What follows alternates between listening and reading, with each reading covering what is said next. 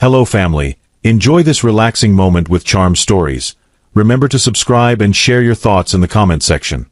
Also generously hit the like button cause it means the world to us. Please sit back, relax and enjoy as we dive into the story. Edward Thornley was the kind of man who liked to make an impression. At 38, he was tall, broad-shouldered, and always sharply dressed in tailored suits. His thick, dark hair was combed back neatly, and he carried himself with a confident smile. People in the office sometimes whispered that he must have had an endless supply of money. He drove a sleek black car, bought expensive watches, and bragged about the luxury apartment he was investing in. However, Edward's colleagues and friends had only seen the surface of his life. They did not know about Claire, his gentle, devoted wife who stayed at home with their 2 children, Emily and Aaron. They also had no idea about the cheap, cramped apartment Claire and the children lived in. Even more shocking was the fact that Edward had started building a luxurious home in another part of town, but not for his family. He was building it for his mistress, Lydia. Lydia was in her mid-20s, a fashion model with a taste for high-end restaurants, designer shoes, and exclusive parties. From the moment Edward met her at a corporate event, he was enchanted by her charm. She played hard to get, letting him chase her while offering teasing smiles and subtle compliments. The more she teased him, the more he wanted to please her. Soon, he was paying her rent, buying her gifts, and promising to construct a dream penthouse just for her. Claire, his wife, had once been the center of Edward's world. She remembered a time when he was more humble, more caring. They had married young, sharing dreams of building a life together. "We'll have a nice home, enough savings, and we'll never neglect each other," he used to say. But those promises had faded. Currently, Claire and the children lived in a modest 2-bedroom apartment that often had plumbing issues. The water heater would break every few weeks, leaving the family to bathe in cold water unless she called a handyman they could barely afford. The walls were thin and the neighbors' music kept them awake at night. Still, Claire put on a brave face for the children, who were only 6 and 8 years old. She tried to shield them from the hardships, but they were clever enough to sense the strain.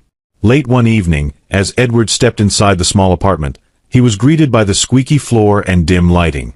Claire, wearing her worn-out slippers, glanced up from the kitchen counter where she was preparing a simple pasta dish.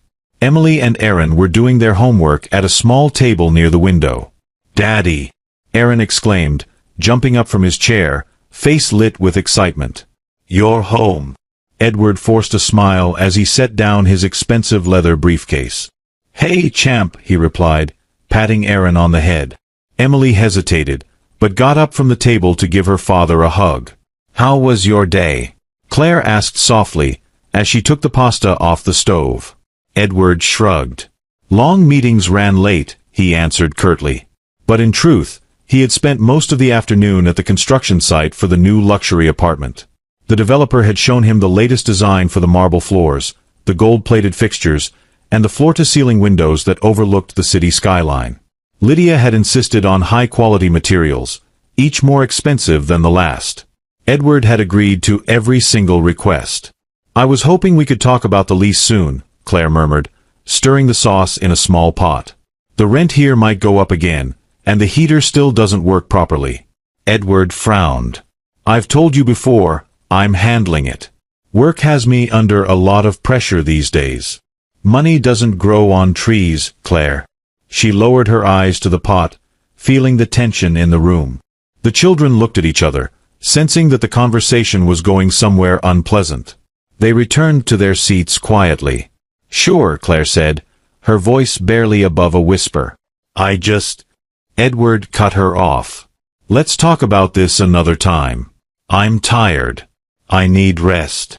He stormed out of the room, leaving Claire and the children feeling uneasy. That night, as Claire put Emily and Aaron to bed, she kissed their foreheads and tried to smile. "Sleep tight," she whispered. Emily clutched her teddy bear. "Mom, is Dad okay? He seems upset."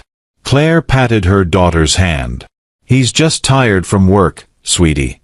Don't worry." In her heart, Claire suspected something else was going on. Over the past few months, Edward had become distant, moody, and far too preoccupied with his phone, texting, making quiet calls he didn't want her to overhear. She tried to give him the benefit of the doubt, telling herself that he was just stressed. After all, he had always provided for them, even if it felt like less and less each year. But her mind circled back to a curious item she had found in Edward's briefcase a few weeks ago, a glossy brochure from a prestigious architectural firm. The image on the front showed a shimmering building, something clearly out of their financial range. She'd never worked up the courage to confront him about it directly. That night, she lay awake in bed, listening to Edward's soft snores and staring at the cracks in the ceiling. She wondered how much she still truly knew about her husband. The phone calls, the sudden interest in fancy real estate, none of it added up to the man she'd married years ago. Meanwhile, across the city, Lydia admired herself in her mirror, thinking of how close the penthouse was to completion. She imagined the marble floors, the plush furniture, and the sweeping views of downtown lights. She thought of how she would throw parties for her fashionable friends. Edward had promised her the world, and she liked hearing him beg to make her happy. Yet Lydia was no fool. She sensed Edward's desperation to maintain his double life, and she intended to squeeze every drop of luxury out of it. If he can't deliver, I'll find someone else who can, she told herself, shrugging on a satin robe. Then she glanced at her phone, noticing a missed text from him. I'll finalize the contract next week. Don't worry. Smirking, Lydia typed back, I want the best of everything. No skimping on the finishes, or I walk. Edward, of course, would comply. He had become fixated on pleasing Lydia, no matter the cost. And so, as the days passed, the secrets grew. Edward's exhaustion deepened. Claire's suspicions grew stronger. And in a quiet corner of the city, a lavish penthouse soared toward completion, shining like a jewel among the towering skyline, waiting for a moment that would soon unravel Edward's entire life. A week later, Claire sat at the wobbly wooden kitchen table while her children ate toast and scrambled eggs before heading off to school. She had dark circles under her eyes from another restless night, but she forced a bright smile as she offered them a second serving of juice. Eat up, Emily, Aaron. You both have busy days ahead, she said. Yes, Mom, they replied in unison, though Emily was more focused on braiding her doll's hair, while Aaron stared at a colorful cereal box on the table, wishing their morning routine was a bit more exciting. Claire was used to making the most of what they had. She rarely complained, even when money was tight or when Edward was absent for days at a time. Yet inside, she felt an ache.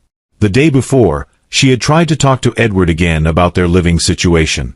He had snapped at her, saying she needed to be more grateful. Later that morning, when the kids had left for school, Claire went about her daily chores.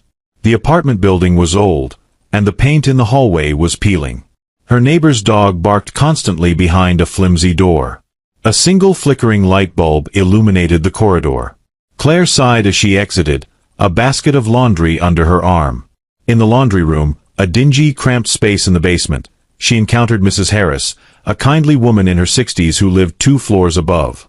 Mrs. Harris wore a sympathetic smile, her gray hair pulled back in a loose bun. "Morning, dear," Mrs. Harris greeted. "You're up early for laundry." Claire set the basket down. "Yes, I like to get it done before the machines fill up." Mrs. Harris nodded, then lowered her voice. "Claire, I can't help but notice that you and your husband, well, you haven't seemed very happy lately. Is everything all right?" Claire fidgeted with the edge of a pillowcase. She debated how much to reveal. "We have our ups and downs, like any family," she replied, forcing another tiny smile. Mrs. Harris gently patted her arm. "I'm here if you ever want to talk, dear." "Thank you," Claire said quietly, avoiding eye contact. Her conversation with Mrs. Harris left her feeling uneasy. She hated the sense that others might pity her. She remembered a time when Edward was not just loving but also transparent, carrying her in his arms across the threshold of their first, modest home. "We'll build a better life," he used to say. Now, she felt as though their entire marriage was overshadowed by unspoken secrets. That evening, Edward came home earlier than usual. He looked tired, but not as defensive or irritable. Claire hoped it was a sign that they could finally talk. When the children were in their room, busy with homework, Claire approached him. "Edward," she said softly, "can we discuss a few things?" He loosened his tie and leaned against the kitchen counter. "Go ahead," he said, sounding cautious. "We need to figure out the situation with this apartment," Claire began. "The landlord might raise the rent again, and we're already struggling with the hot water." Edward rubbed his forehead. "Claire, I know the apartment isn't great, but right now, I can't afford any major changes." Her heart sank. "But you said things were going well at work." "It's complicated," he muttered, avoiding her gaze. Then his phone buzzed, and he quickly snatched it up. He glanced at the screen, then looked at Claire. "I have to take this. Sorry." He walked into the next room, leaving Claire alone. From the hallway, she could hear him speaking in a hushed tone. "Yes, Lydia." "No, I promise. I'll have it covered soon. Just trust me." Claire couldn't catch every word, but she heard enough to guess he was talking to someone named Lydia. Jealousy and confusion churned in her stomach. Who was Lydia? And why was Edward promising her anything? She forced herself not to jump to conclusions, but the weight of suspicion continued pressing down on her. After he ended the call, she confronted him. "Who is Lydia?" she asked, trying to keep her voice from trembling. Edward's eyes flashed with anger. "A client, from my new project. It's part of my job, Claire. Don't pry into what you don't understand." His response felt like a slap in the face. She wanted to believe him, but the way he refused to look her in the eye set her nerves on edge. "Well," she said, swallowing hard, "if it's work-related, maybe you can talk to me about it, so I can better understand. We're husband and wife, Edward. We should share things." He closed his eyes and sighed. "Look, I have a major deal going on. It's taking all my energy. I need you to trust me, okay? Everything I'm doing is for this family. One day, we'll live comfortably. You'll see." Claire forced another smile. She felt exhausted, though it was only 8 in the evening. "I trust you," she managed, though her heart was uncertain. Minutes later, while Claire cleaned up the dinner plates, she accidentally dropped a fork, which clattered loudly on the tile floor. She stared at it for a second, feeling how that small sound reflected the larger chaos in her life, a quiet upheaval, an incessant clamor just under the surface. Before bedtime, Claire checked on Emily and Aaron. They were whispering to each other in their room. "Mom," Emily said, "is everything okay between you and Dad?" Claire knelt down next to Emily's bed. "Daddy's just busy with work, sweetheart. Things will get better, I promise." "Why are we staying in this apartment so long?" Aaron asked, crossing his arms. "Dad always said we'd move to a bigger place with a yard. It's been 2 years. Claire smoothed Aaron's hair. "I know, honey. We will, eventually." She kissed them both goodnight, then closed their bedroom door, clinging to the hope that maybe Edward was telling the truth. Maybe he really was preparing something big for their future. Maybe Lydia was just a client. But the seed of doubt remained.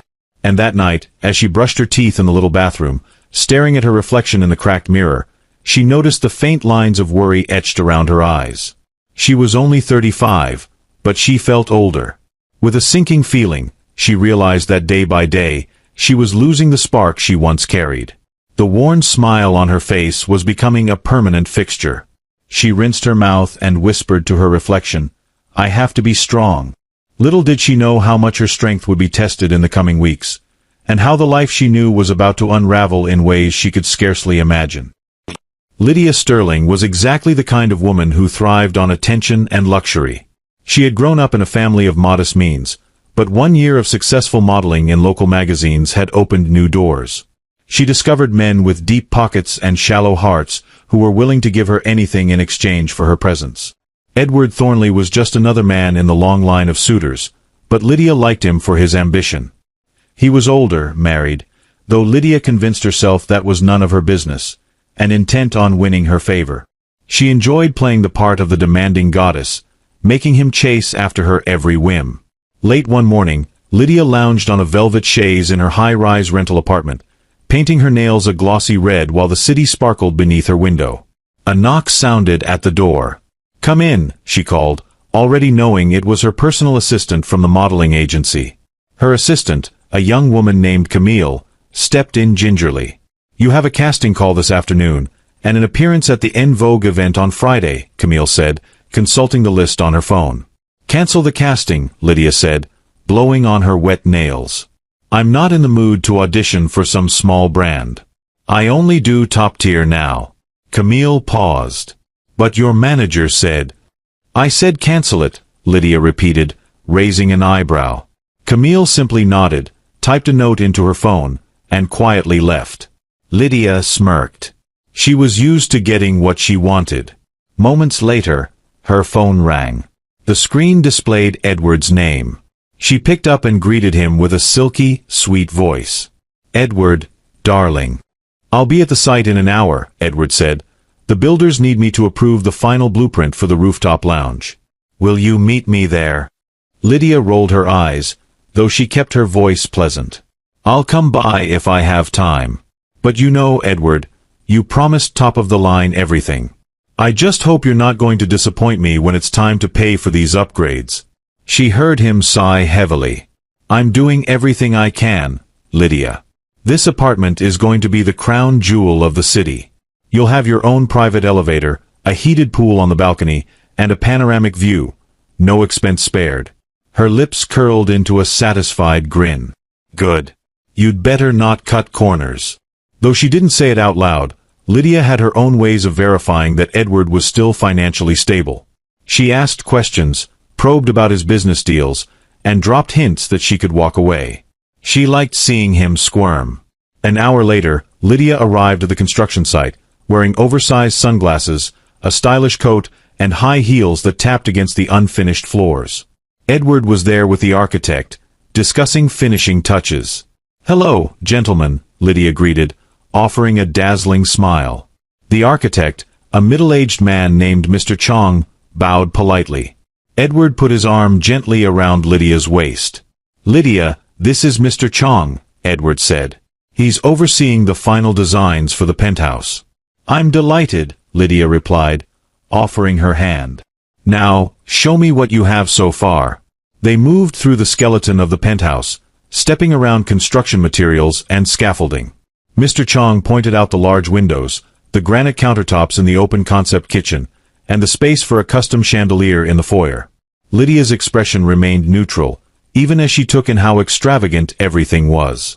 "It's nice," she finally said, leaning against a railing as they peered out at the city skyline. "But I want it perfect. Edward knows I won't settle for less." Mr. Chong exchanged a quick glance with Edward. Then, clearing his throat, he addressed Lydia. "Ma'am, the budget for the marble floors, gold-plated fixtures, and the temperature-controlled wine cellar has exceeded the original forecast. We need a clear confirmation before proceeding." Edward stiffened. He was acutely aware of how the cost was spiraling. But Lydia's bright eyes turned to him. He had no choice. "Yes," he said. "Approve all of it." Lydia gave a contented nod. Mr. Chong made some notes on his clipboard. As they continued to tour the space, Lydia remained glued to Edward's side. When Mr. Chong stepped away to speak with a contractor, she turned to Edward, her voice low and sweet. "You're going to do whatever it takes to finish this, right?" she asked, sliding her fingers along the lapel of his suit jacket. Edward swallowed. "Of course," he said, though a hint of worry crossed his features. I've just been under a lot of stress." She leaned in, pressing a light kiss to his cheek. "I can imagine. But you're a big boy. You'll figure it out." For a moment, Edward seemed about to confide something, possibly about the mounting debts, the complicated arrangement at home, or the tension he felt each night when he returned to Claire and their kids. But Lydia's phone rang again, and she broke away, picking it up with a languid wave of her hand. "Yes, Camille, what is it?" Lydia said, abruptly ignoring Edward. After listening for a few seconds, she frowned. "Fine, I'll be right there." She hung up and turned to Edward. "My manager needs me at the agency. I have to go." She placed her sunglasses back on. "Remember, no corners cut. Otherwise, our deal is off." Before Edward could respond, she strode toward the elevator. He watched her leave, exhaling heavily. Mr. Chong rejoined him. "You sure about these changes?" the architect asked gently. "They'll cost an additional 30 to 40% more than we initially agreed." Edward nodded, forced a shaky smile. "Yes," he said hoarsely. "Just make it happen." But inside, his thoughts raced. He considered the expansions, the mounting bills, the hush money for Lydia, and his family's monthly expenses. He considered the near-empty lines of credit. "I'll figure it out," he muttered to himself, clenching his fists. Leaving the site, Edward climbed into his black luxury car. He stared at the steering wheel for a long moment, chest tight with dread. As he drove, he felt a sharp pang of guilt. He had just approved thousands more in expenses for Lydia's dream apartment, yet his children struggled in that small, dilapidated rental with no relief in sight. He told himself that once Lydia's place was finished, he could find a way to juggle the finances. The surge of excitement and the thrill of living on the edge almost drowned out his shame. But only almost. That night, he wouldn't see Lydia again. She was busy at a high-profile dinner. So Edward went home to Claire and the kids. The difference between the opulent penthouse in progress and the stained walls of his family's cramped living space struck him harder than usual. He stepped inside, noticing that the living room light was flickering. A faint smell of mold lingered near the bathroom. Claire was in the kitchen again, cooking soup with leftover vegetables. Emily and Aaron were hunched over the table, finishing a math assignment. "How was your day, honey?" Claire asked, mustering a gentle smile. "Fine," Edward said stiffly, loosening his tie.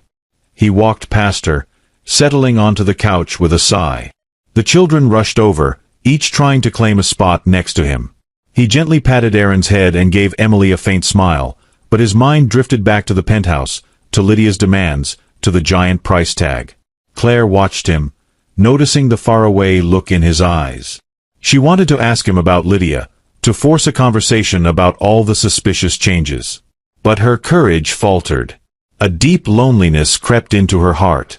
In the back of her mind, she wondered, how long can Edward keep juggling these secrets without everything falling apart?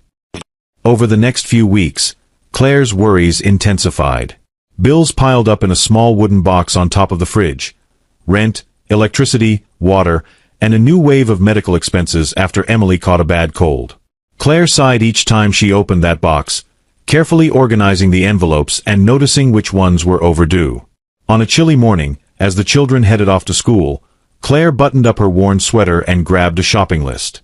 She only had enough money for basics: milk, bread, some fruits, and a bit of chicken if it was on sale. Walking to the grocery store, she couldn't help but compare her situation to the dream she once had of owning a cozy house with a white picket fence and a yard where Emily and Aaron could run around. Now, she was settling for near-expired produce to save a few pennies. While pushing her cart through the aisles, Claire ran into her friend, Marissa, who had married around the same time as she did. Marissa's hair was styled neatly, and she wore a coat that looked more expensive than anything Claire could afford. "Claire!" Marissa exclaimed, giving her a friendly hug. "I've missed you. We never see each other anymore." Claire smiled politely, feeling self-conscious about her frayed sweater. "It's been busy with the kids." Marissa nodded, surveying Claire's mostly empty cart. "How are you and Edward?" Claire swallowed, trying to maintain a cheerful expression. "We're okay," she lied. "Edward is working on a big project, so he's very busy." "I see." Marissa eyed her kindly. "Well, maybe we can catch up over coffee sometime." "My treat." Claire hesitated, then nodded. "That would be nice." They exchanged phone numbers again, and Marissa walked away, her cart filled with fresh produce and organic snacks. Claire felt a pang of envy but quickly shoved it down. She continued shopping, selecting a package of discounted chicken breasts and double-checking the total cost in her head. Every cent counted now. When Claire returned, she found Edward standing in the living room, fiddling with some papers. It was unusual for him to be home at midday. The tension in his posture gave him away. He was upset. "Everything okay?"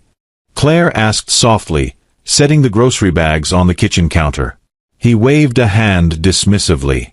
"Work issues. The bank is giving me trouble about a loan I needed." She frowned. "What loan?" "It's complicated, Claire," he snapped, gathering his papers. "Just a short-term thing for the business." She studied his face. He looked exhausted, pale. If it's a short-term business thing, then why are you so upset? Edward glared at her. Do you have to question everything I do? I'm under a lot of pressure. I'm trying to make a living for us. Claire's voice trembled. I just want to understand. For a moment, Edward looked as though he might confide in her. His shoulders slumped. But then his phone chimed. He grabbed it, reading a message, and his jaw tightened. Stuffing the papers into his briefcase, he stalked to the door without another word. Edward. Claire called after him, but he was already gone. The door slammed, leaving a hollow echo. She sank onto the couch, feeling tears prick her eyes.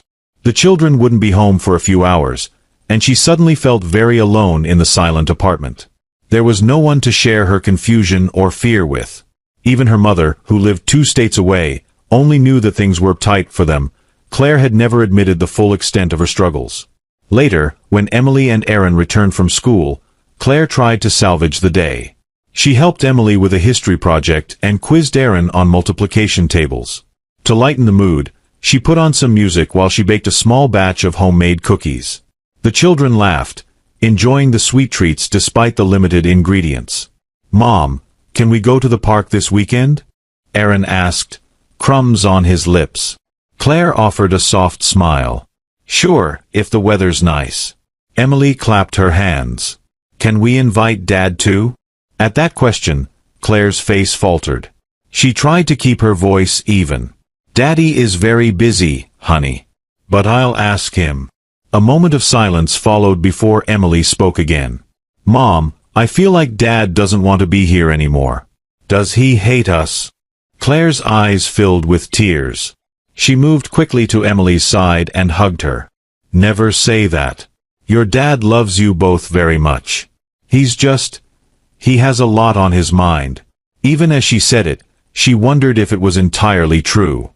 Claire stayed up waiting for Edward, but midnight came and went with no sign of him. Around 1 a.m., she heard the distinct rumble of his car pulling into the building's parking lot. He staggered in, looking drained. She smelled a trace of expensive perfume on his jacket. Edward, she began softly, we need to talk. Not now, he growled, walking past her to the bedroom. I'm exhausted. She stood there in the dimly lit living room, arms folded across her chest. The next day, she would find a tiny, stray sequin on his jacket, something that definitely didn't come from her or the children's clothing. But for the moment, she simply felt overshadowed by his silence. In the bedroom, Edward collapsed on the bed, burying his face in a pillow. Beneath his frustration, a wave of guilt tugged at him. He recalled the earlier argument with the bank manager, who had refused an extension on his credit line. He remembered Lydia's last text message, demanding more money. He knew Claire was at her wit's end, trying to keep the household functioning. He was juggling too many lies, and deep down, he felt a spark of panic that everything might soon crumble. Yet he refused to stop.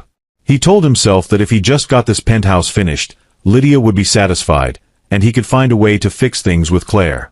He convinced himself it was only temporary. Outside their apartment window, the city lights flickered. Life went on below. Cars, music, voices in the night. Inside, Claire leaned against the closed bedroom door, tears spilling down her cheeks. On the other side, Edward lay awake in bed, heart pounding with silent regret. Their 2 children slept in a separate room, oblivious to the silent war waging in their home. They were a family struggling under the weight of secrets, a wife fighting to keep hope alive, children longing for their father's love, and a husband drowning in deceit and financial ruin. None of them realized how much more intense the conflict would become, or how soon the final confrontation would arrive, tearing the veil away from Edward's double life. Weeks turned into months. Edward's deception grew harder to maintain, and cracks began to form in the elaborate story he had woven at work, at home, and with Lydia. Edward's boss, Mr. Howard, was a sharp-eyed man who had built the company from scratch. He noticed that Edward's performance was slipping. "You've been late to meetings," Mr. Howard said one afternoon, beckoning Edward into his corner office. "You haven't closed a single major deal in weeks. What's going on?" Edward forced a confident smile. "I've got some personal issues, sir, but I'm handling them." I promise to pick up the slack. Mr. Howard frowned. We all have personal issues. If you can't separate them from your work, there's going to be a problem. We need results. Edward swallowed. Yes, sir. I'll make it right. But as he left the office, all he could think about was the phone call he'd received that morning from Lydia, demanding he make a payment to her interior designer. As he shuffled to his desk, he noticed co-workers exchanging glances, whispering in low tones. Rumors were spreading. Some said Edward was on the brink of financial disaster, others suggested he had a gambling problem. In truth, the money drain was mostly going toward Lydia and the penthouse, which still wasn't complete due to endless design upgrades. The cost soared, and the final invoice from the construction company loomed large. Edward tried to juggle payments, but his credit cards maxed out, and the bank threatened to freeze certain accounts. When Edward arrived at the site later that day, he found Lydia pacing angrily on the half-finished marble floors, while Mr. Chong stood to the side, visibly uncomfortable. What is this? Lydia snapped, pointing to a spot where the marble tiles didn't match perfectly in color. I told you everything must be flawless. I will not tolerate second-grade craftsmanship. Edward's face turned red. Calm down, Lydia. We can fix it. She let out a mocking laugh. Fix it? Edward, I've told you 1,000 times that I only accept perfection. If you can't handle this, maybe I should find someone who can. Mr. Chong cleared his throat diplomatically. Ms. Sterling, we can reorder the correct tiles, but it will take another 3 weeks and an additional cost for the custom cut. Are you sure you want to proceed? Of course, Lydia said, folding her arms. I'm not going to live in a place with mismatched floors. Edward's head pounded.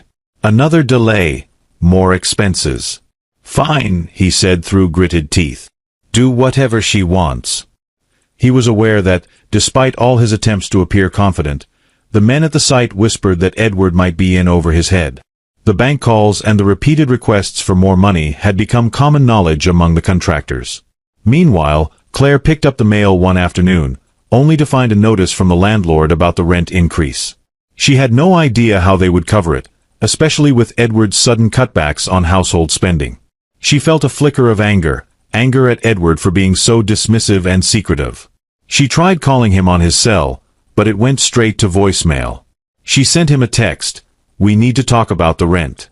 They're increasing it again. Please call me. No reply came. When the children got home, Emily was crying. Mom, I got made fun of at school today. They said we're poor and live in a run-down building. Claire's heart hurt. She had no comforting words beyond a soft hug and a promise that one day they'd find a better place. Aaron stared at them both, arms crossed tightly over his chest. He looked angry. Why can't Dad help us move? He demanded. He promised us we'd get a real house. Claire forced a smile. Your dad is trying, she lied. He's very busy. That night, Claire decided she could no longer be passive. After Edward returned around 10 p.m., she waited for him in the living room.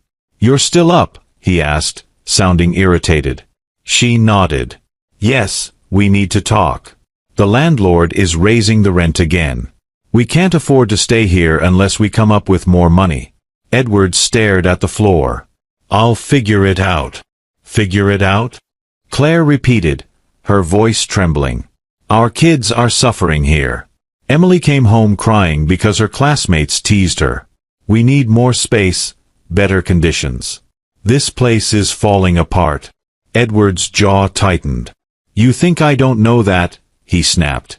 I'm under enough pressure at work. And what about this Lydia you mentioned before? You said she's just a client. But I get the feeling there's more. Edward's eyes flashed with panic. Claire, drop it. I'm not discussing my work contacts with you. She didn't back down. You leave at all hours. You come home with expensive cologne or perfume smells on your clothes. You lie to me about where you've been. I'm not a fool. They stood there, the tension thick in the small living room. Edward ran a hand through his hair. For a moment, Claire thought he might break down and tell her everything. Instead, he scoffed. You know what? He said, shaking his head. I don't need this right now. Then he stormed into the bedroom, slamming the door.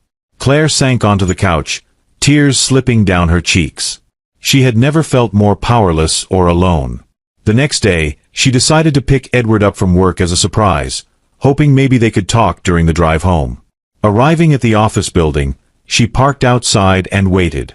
15 minutes later, she saw Edward exit with a group of co-workers. One of them, a woman named Janice, looked at Claire's old car in the distance and whispered something to the man standing next to her. The man smirked, and Janice frowned sympathetically. Claire's stomach twisted. She realized people at Edward's office might know more than she did. Could they know about Lydia? Were they talking about how Edward was spending money on something other than his family? She felt humiliated, imagining them pitying her situation or even laughing behind her back. When Edward got in the car, he looked startled to see her in the driver's seat. "Claire, what are you doing here?" She forced a small smile. "I wanted to pick you up, maybe talk on the ride home." He sighed, leaning his head back against the seat. "I guess that's thoughtful." They drove in silence for a few minutes until Claire gently pressed, "Do you think we can set aside some time this week to look for a new place? Something better for the kids." Edward tapped his fingers on the door. "I told you, finances are tight. Let's not make rash decisions." "But Edward—" "Claire, drop it," he yelled, his outburst echoing in the car. She flinched, tears forming in her eyes. They didn't speak again for the rest of the journey home. As soon as they arrived, Edward grabbed his jacket and left again, saying something about meeting a client. Claire watched him go, heart pounding with a mix of fear and frustration. Edward's double life was crumbling. Lies and half-truths weighed him down. At night, he slept restlessly, dreaming of creditors, of Lydia storming out on him, or of Claire discovering the entire ruse. Each passing day, he lost more control. He made desperate phone calls to the bank, tried to shuffle money around, and promised Lydia everything under the sun just to keep her from leaving. But the tipping point was near. Fate, or perhaps karma, was already setting the stage for a dramatic fall, one that would expose Edward's secret to Claire, to Lydia, and to everyone who had watched him pretend to be a man of limitless means. Claire had reached her limit. The tension in the apartment weighed heavily on her each day. Edward was spending more nights away, leaving vague excuses or ignoring her texts altogether. She tried to manage the children's questions and maintain a calm home environment, but the burden was overwhelming. One afternoon, Claire decided to do some tidying while Edward was out. She needed a distraction from her worries. She started in the bedroom, folding Edward's shirts and organizing his sock drawer. That was when she noticed a folder tucked away beneath some clothes. It looked important, one of those official folders with a stamped company seal on the front. At first, she hesitated to open it. She didn't like the idea of snooping, but curiosity and desperation pushed her forward. Inside, she found documents that made her heart race, a contract for a luxury penthouse in Lydia Sterling's name. The pages detailed expensive materials, high-end fixtures, and a total cost that made Claire's head spin. She sank onto the bed, hands trembling. "He's building a luxury apartment for another woman," she whispered, tears welling in her eyes. The shock rippled through her system. This wasn't just a fling or a minor betrayal. It was a grand, elaborate project funded by their family's finances, or at least finances that Edward should have been using to support them. Claire felt rage, sorrow, and heartbreak all at once.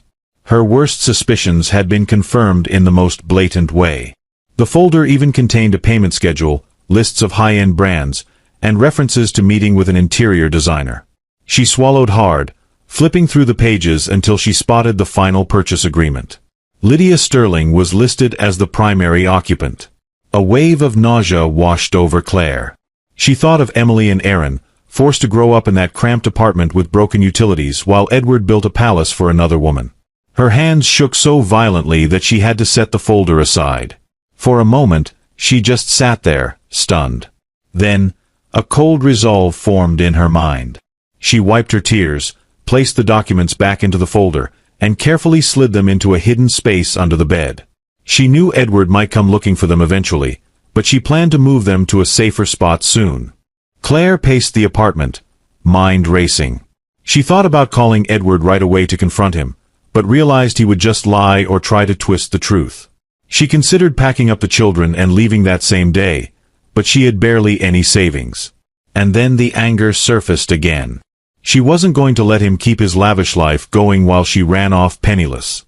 No, she needed a plan. She wanted to secure her children's future first. She grabbed her phone and dialed her mother, who lived 2 states away. "Mom," Claire whispered, struggling to keep her voice steady, "I need help. It's Edward. He's been unfaithful. Worse than that, he's been using money for something else." She paused, swallowing the lump in her throat. "I might need a place to stay for a while. I'm not sure yet." Her mother's voice crackled with concern. "Of course, honey. You and the kids are welcome here anytime. I had a feeling something was off. Tell me what you need." Claire felt a wave of relief. "Thank you. I just need a bit of time to figure out the next steps. I'll call you soon." She ended the call, tears of gratitude mixing with her heartbreak. At least she had one lifeline. Over the next few days, Claire remained outwardly calm when Edward was around. She pretended not to suspect anything, but in private, she gathered all the evidence she could: bank statements, suspicious receipts, text messages he forgot to delete. She compiled a neat stack of proof, each paper fueling her determination. She even managed to discreetly search online for information about Lydia Sterling. She found pictures of a beautiful young model, smiling confidently at red carpet events. Seeing Lydia's glamorous photos stung, but it also solidified Claire's resolve. "He thinks he can juggle both of us," she muttered bitterly. "He has no idea who he's messing with." When she could no longer bear her secrets alone, Claire confided in her neighbor, Mrs. Harris. It happened on a mild afternoon as they both sat outside the building, watching the sunset. "Claire, dear, you look pale," Mrs. Harris said. "Are you sure you're all right?" Claire took a shaky breath. "I'm not, Mrs. Harris. I found out Edward is building a luxury apartment for another woman. He's cheating on me. And we're here, struggling. I'm scared, and I don't know how to move forward." Mrs. Harris's eyes widened. She placed a comforting hand on Claire's arm. "Oh, my dear, I am so sorry to hear that. You don't deserve this. Have you confronted him?" "Not yet," Claire said, tears threatening to spill. "I'm scared he'll take away the little we have left, or that he'll blame me for snooping." "Listen to me," Mrs. Harris said firmly. "You have to protect yourself and your children. Get your finances in order, collect all the proof of his wrongdoing, and if necessary, seek help from a lawyer. Don't give him the upper hand." Claire nodded, grateful for the support. "You're right. I need to be strong for Emily and Aaron." Mrs. Harris squeezed Claire's hand. "You are stronger than you think." By the time Edward returned home that night, Claire had hidden the incriminating folder behind a row of books in their cramped closet. She pretended to be busy cooking dinner. Edward barely acknowledged her, lost in his own world of worry. He had spent the day trying to secure another loan, failing miserably, and now faced Lydia's texts demanding more money for furniture she insisted they needed. Yet he noticed something different about Claire, an undercurrent of resolve that wasn't there before. She served dinner quietly, avoiding prolonged eye contact. The children, sensing tension, ate in subdued silence. After dinner, Edward muttered an excuse about going for a drive. Claire let him go without argument. She remained in the kitchen, wiping the counter until it shone. Her mind buzzed with her plan: gather the evidence, talk to a lawyer, ensure she and the kids had a safe place to go if Edward turned hostile. As Claire turned off the kitchen light, she paused by the window, gazing out at the city's flickering lights. She placed a hand over her heart, breathing slowly. "I will not let him ruin us," she whispered to herself. "I promise, my children will not suffer because of his betrayal." Little did she know, fate was already accelerating events, drawing them all closer to the final storm. The secrets could not remain hidden much longer. Edward's life was on the verge of collapse, and Claire was about to become the catalyst that would shatter his illusions forever. One late afternoon, Edward and Lydia got into a fierce argument at the nearly finished penthouse. Lydia had shown up with 3 of her stylish friends, wanting to show off the space, but when she discovered that not all the custom fixtures had arrived, she lashed out. You said everything would be installed by this week, she shouted, hands on her hips.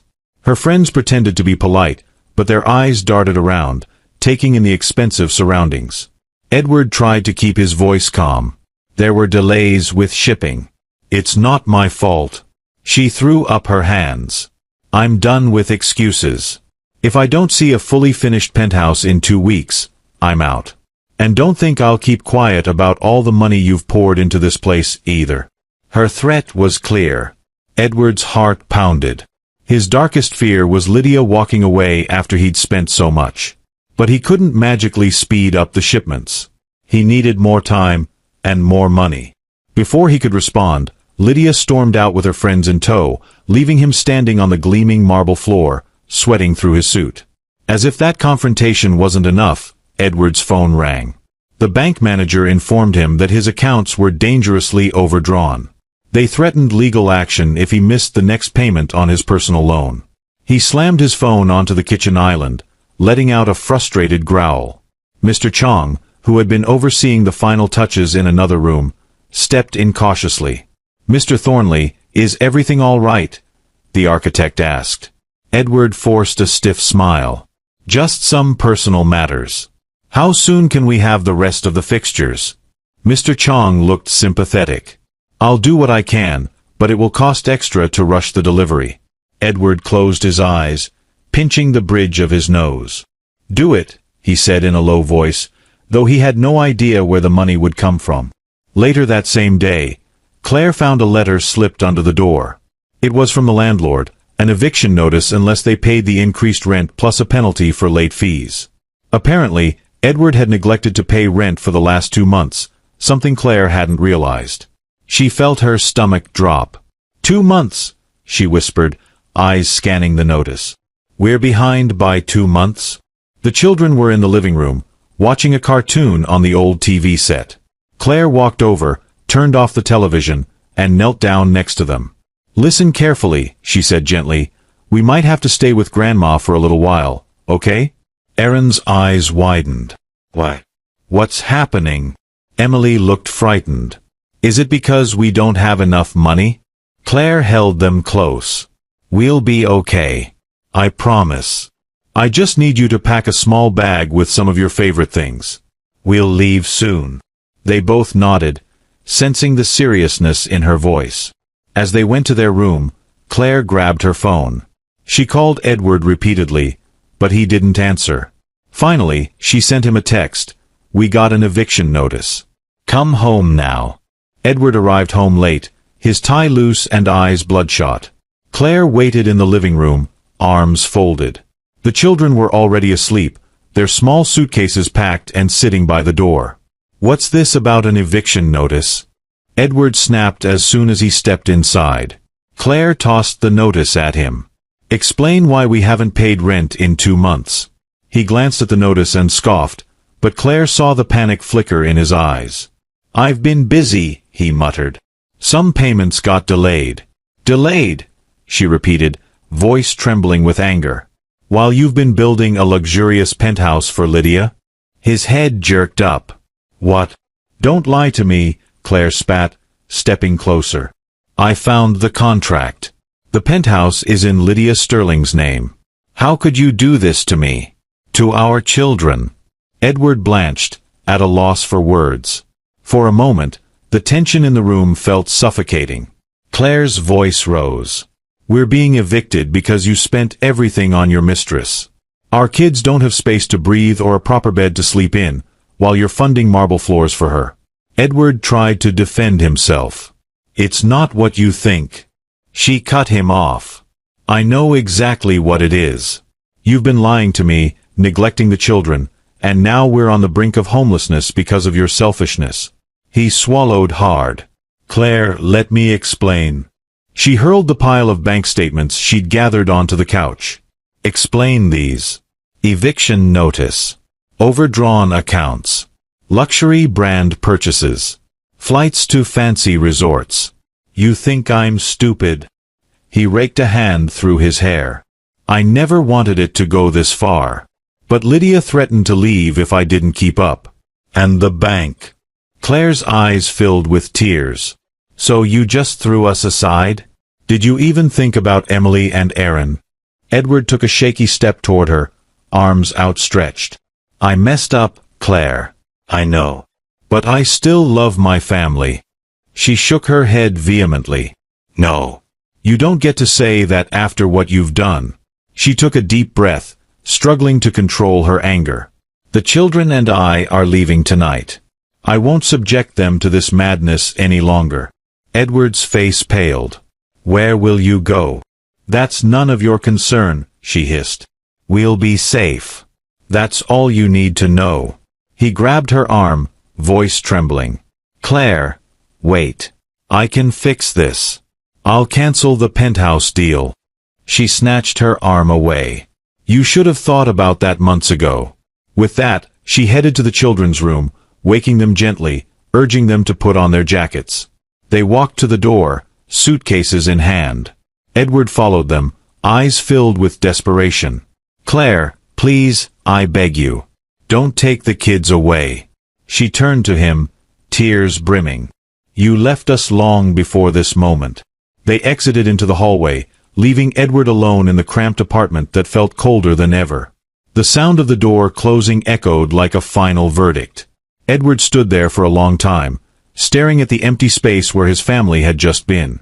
A swirl of regret, panic, and sorrow flooded over him.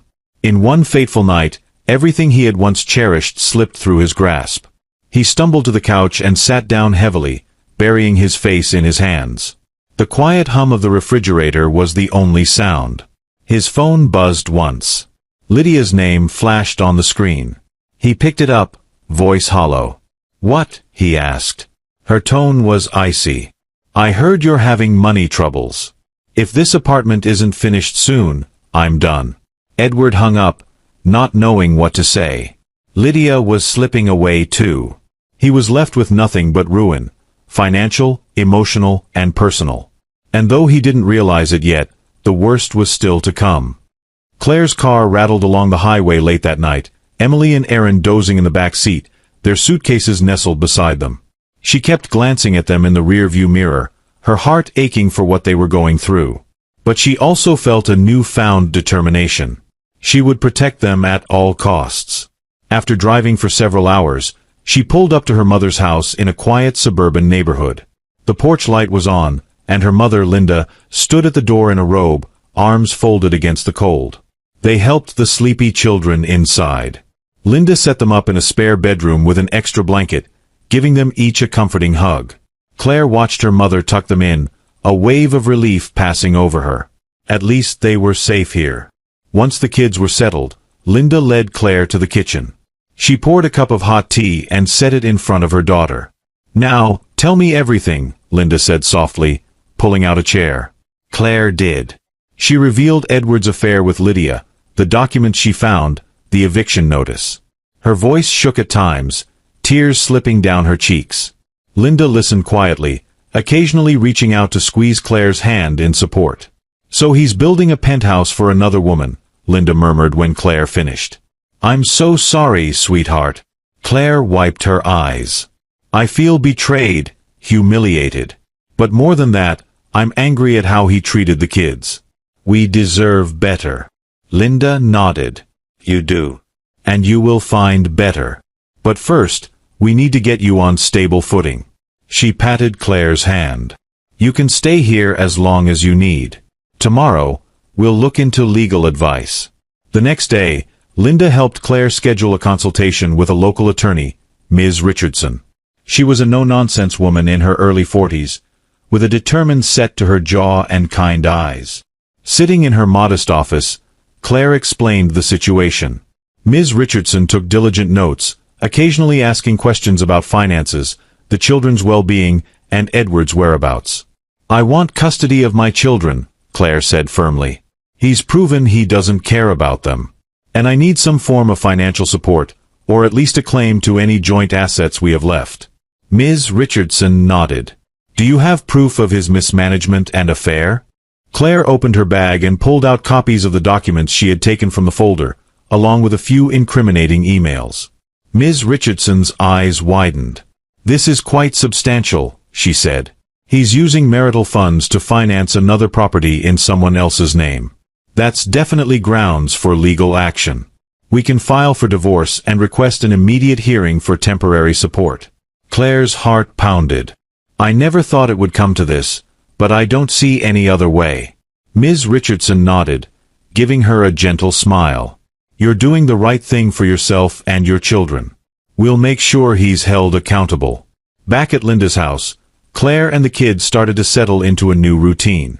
Emily and Aaron were enrolled in a nearby school, and though they missed their friends, they seemed to sense the calmer environment. Emily in particular seemed relieved, as if the tension that hung over their old apartment had lifted. Claire applied for a few part-time jobs. She had previously worked as an administrative assistant before having children, so she hoped her skills were still marketable. Her first interview was at a local insurance agency, a small operation that needed help with filing, phone calls, and scheduling. She dressed in her nicest blouse and borrowed slacks from Linda.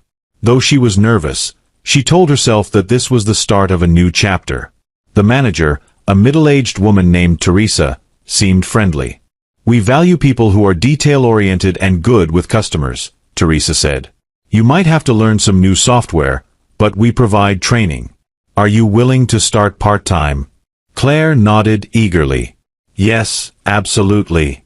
By the end of the interview, Teresa shook her hand and said, "We'll let you know soon, but I have a good feeling about this." As Claire walked out, she felt a tiny spark of hope. She was no longer helpless. She had her mother's support, a potential job, and a strong attorney on her side. The sting of Edward's betrayal was still there, but she now saw a path forward. That evening, she got a call from Marissa, the friend she bumped into at the grocery store months ago. Claire had sent her a text explaining her situation. "Claire," Marissa said, "I'm so sorry you've been going through this. Listen, my cousin owns a small daycare center in town. She's always looking for part-time help, especially in the mornings.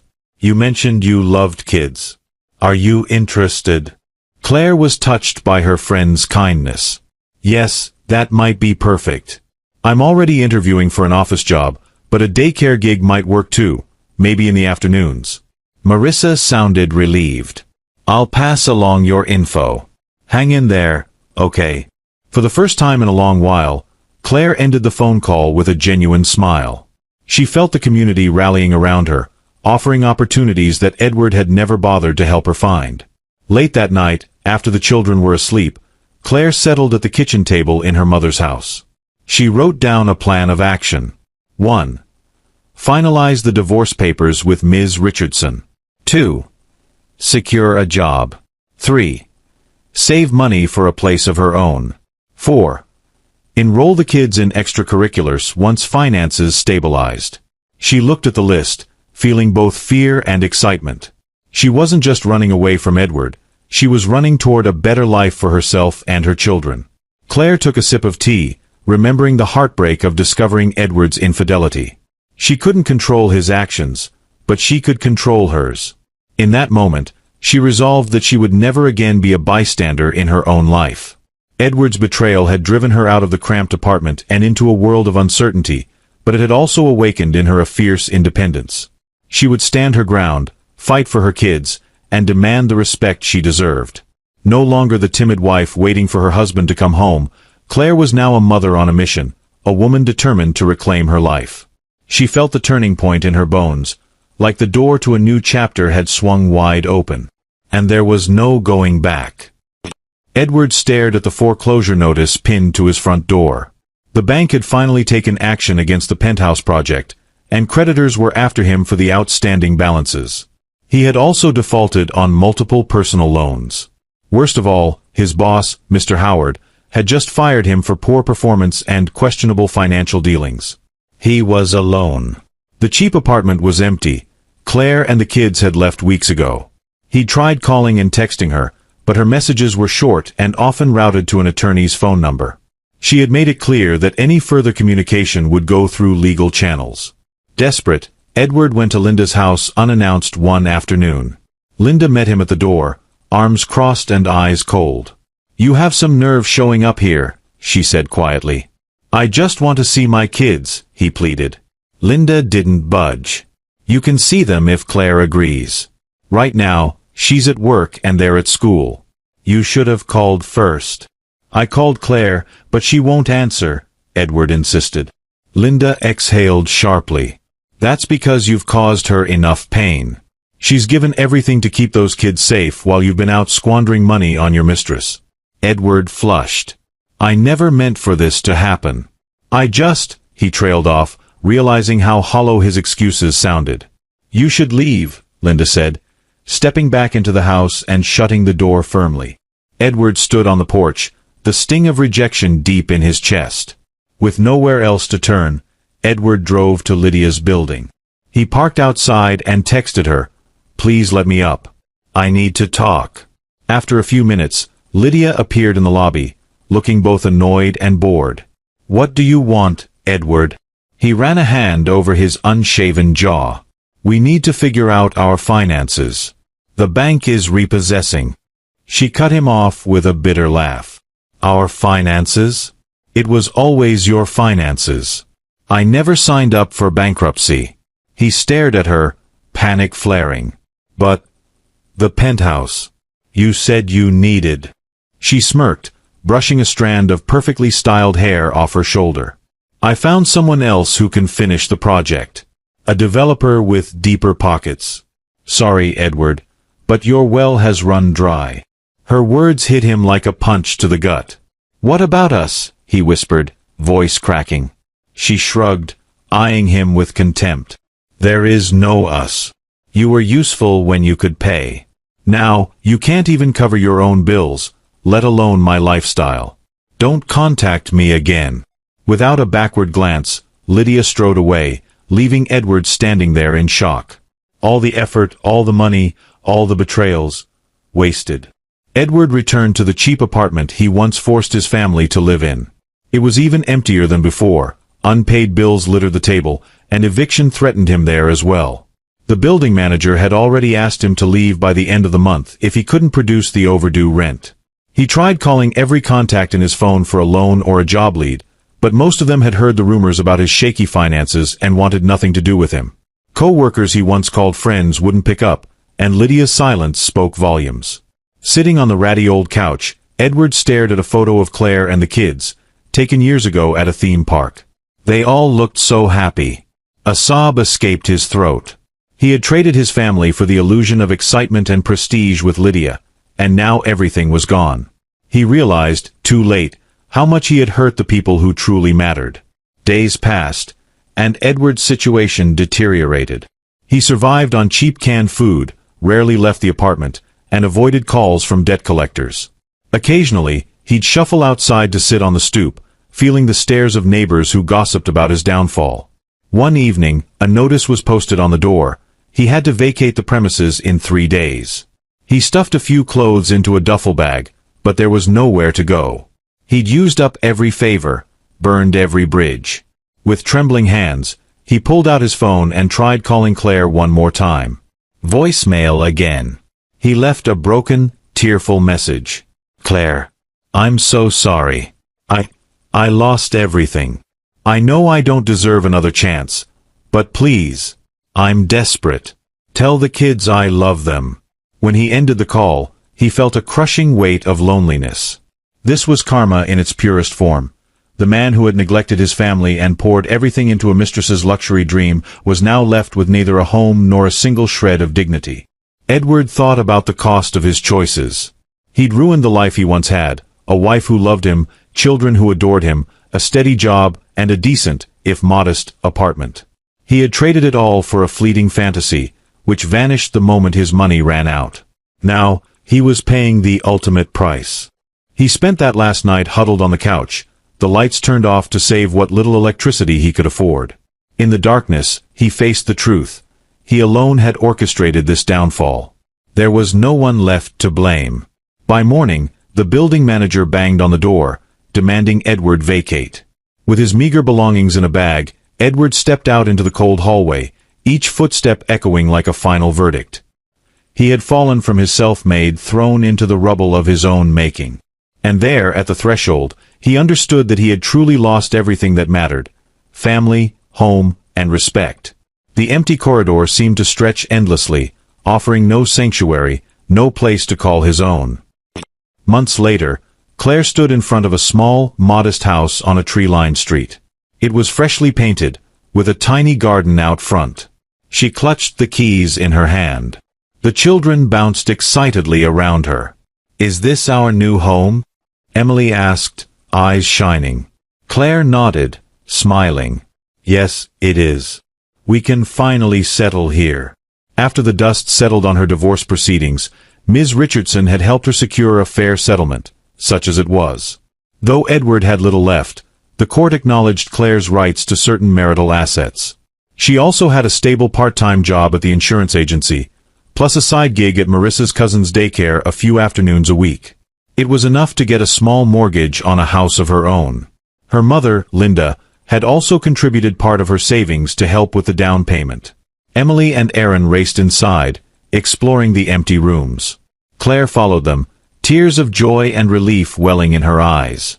She recalled the cramped, broken-down apartment they once lived in, where she worried daily about rent and hot water. Now, they had a place that was theirs, a symbol of a new start. One day, Edward managed to contact Claire through Ms. Richardson's office, begging for a chance to see the children.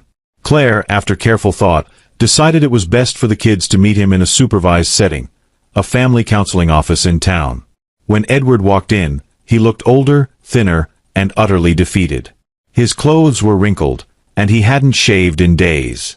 Emily and Aaron clung to Claire, unsure how to react. The counselor, a gentle woman named Dr. Patel, guided them.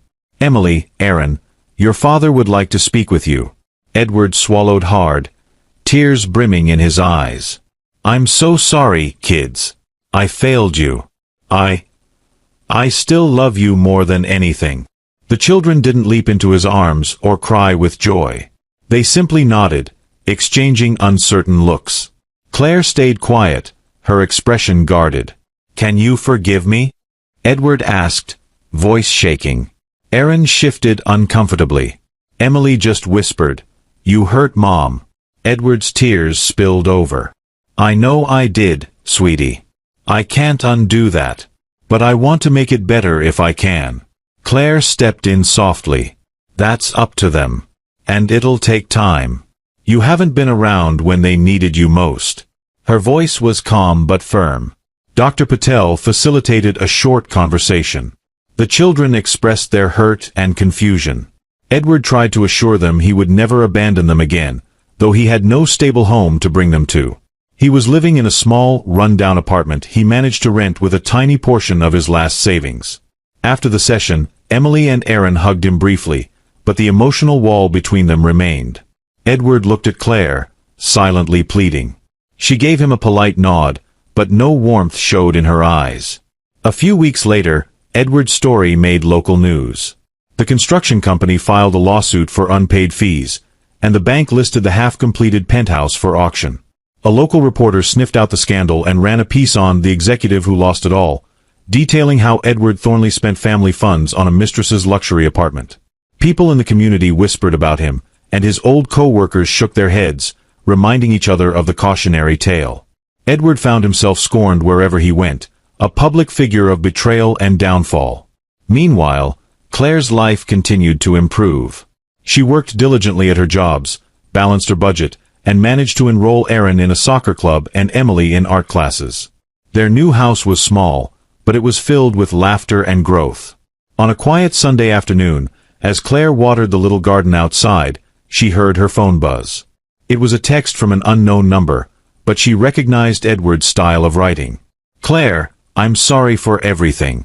I know you have no reason to care, but I just want to say I'm proud of you and hope the kids are doing well. Maybe one day they can forgive me." She stared at the message for a long moment. Then, with a sigh, she typed a short reply. "They're doing fine. We have a new home. Please respect our boundaries. I hope you find a way to rebuild your life." She hit send, feeling a mix of compassion and finality. She had moved on, forging a new path where Edward's chaos no longer dictated her every decision. The weight of his betrayal still lingered, but her future no longer belonged to him. Edward, living in a shabby studio apartment, continued to struggle. He took odd jobs, tried to rebuild his credit, and occasionally sent child support checks, when he could afford them.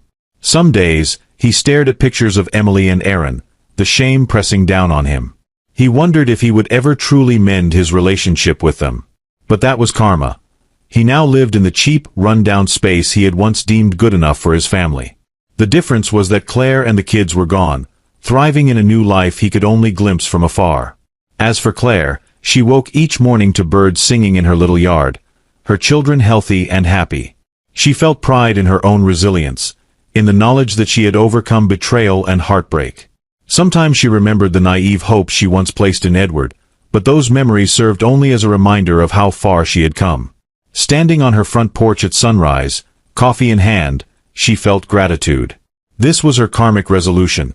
She had chosen herself and her children, leaving Edward to face the consequences of his actions. And in that choice, she had found a peace more valuable than any luxury penthouse could ever provide. I'm glad you made it to the end. I hope you enjoyed the story. Please go ahead and generously hit that like button and subscribe for more captivating tales like this. We'd love to hear from you. What lessons have you learned from this story? Share your thoughts in the comments below. See you in the next story.